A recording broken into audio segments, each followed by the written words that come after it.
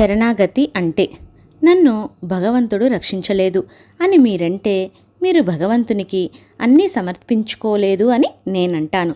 నిజానికి మీరందరూ శరణాగతిని గురించి మాటలు చెబుతారే కానీ ఎన్నో విషయాలను మీ స్వాధీనంలోనే పెట్టుకుంటారు. ప్రభుని చరణాల దగ్గర అన్నీ సమర్పణ చెయ్యరు.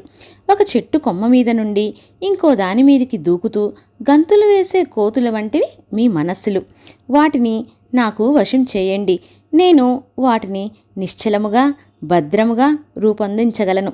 అవి నేను కూర్చోమ్మంటే కూర్చుంటాయి, నిలబడమంటే నిలబడతాయి.